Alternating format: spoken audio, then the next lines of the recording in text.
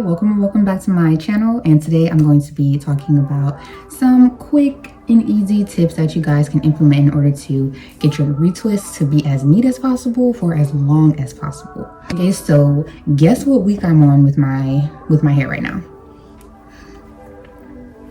Just take a guess. What you think? This is actually 3 weeks out of a retwist. I've been rained on. I have been styling my hair every day. This is how I've pretty much been wearing it. This is crazy because y'all know every single time I get my hair retwisted, I always braid it and wear it curly. But I've been loving the straight look. Like ever since my hair hit this milestone, I've been loving the straight look. But I just want to come on and help you guys out a little bit and give you some tips that I implement on a daily basis in order to make my retwist last as long as possible. Okay, so the first thing would be to make sure that your hair dries all the way after your appointment before you take the clips out. I literally started going to my appointments with my own bag of clips, my own bag of scrunchies, my own bag of product, everything. If she's in a rush or anything like that, you know, I don't want to leave with wet hair, because honestly, whenever I first started going to her, that's what I was doing. And as soon as I would get home, my hair would puff out. So that's a no-go. That's a no-go. So what I started doing is I would bring my own clips to the shop. Of course, she sits me under the dryer for like 20-30 minutes at a time, but I have thick hair, like super thick hair, so it's not going to be dry. The top will be dry, maybe my edges, but all on the inside will not be dry because I have thick hair. So I just started leaving my appointments with my clips in so that my hair can dry fully. I let it dry for the whole rest of the day. Typically I would go to get my retwist early in the morning, and I'll keep the clips in, and then I would braid my hair so that I could take the clips out and then my hair can set with the braids. Okay, so that's the first thing. You just want to make sure that your hair is completely drying after your retwist appointments, whether you dry it in a style or you keep the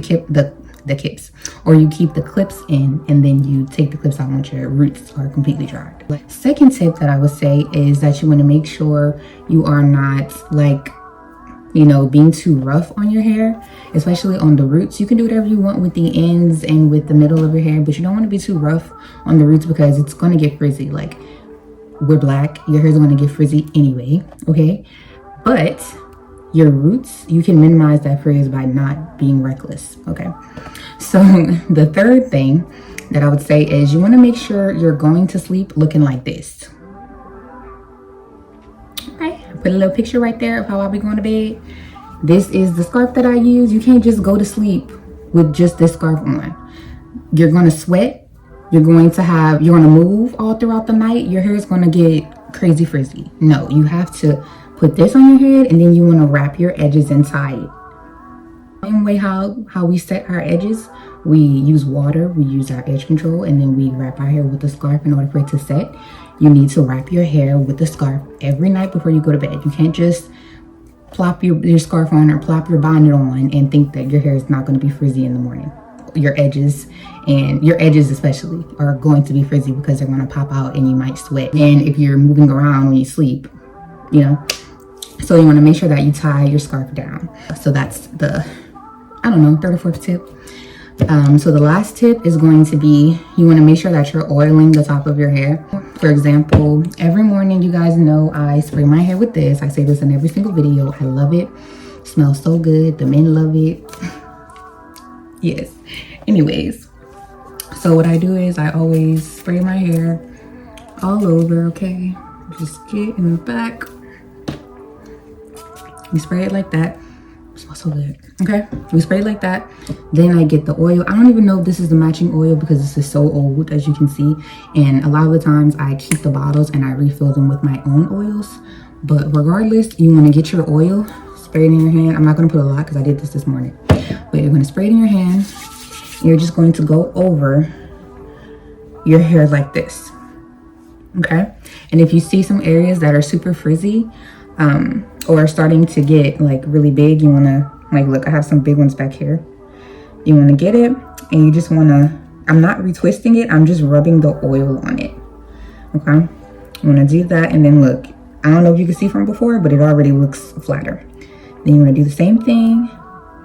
I'm holding it and I'm rubbing that oil around where I see my hair is super puffy, and look at that. Okay, so that's basically what I do in order to keep my locks looking super fresh. My retwist schedule is from 6 to 8 weeks, so I am only halfway. So I will come back, probably I'll make a short or something so that you guys can see what my hair looks like right before my retwist. But typically my hair looks crazy because I start wearing it up and doing all kind of styles once my locks start to get really frizzy and big at the root. I could retwist sooner if I really wanted to, but I like to stretch my retwist out. For one, cost efficiency, I've gone up a tier, so I spend more money to get my hair done now. So that's one reason. And also I have thick locks, and a way to keep your hair healthy is by spacing out your retwist. You don't need to be getting a retwist every 3 weeks, every 4 weeks. If it works for you, go ahead and do it. But the bigger and thicker your locks are, you really don't have to get your retwist that close together, and it's actually better if you don't, because your hair is just going to stay healthier and stronger. Less manipulation is always better, especially when it comes to really coarse hair. So yeah, that's pretty much it. Hope you guys gained something from this video. If you did, don't forget to like, comment, and subscribe, and I'll see you on the next one. Peace.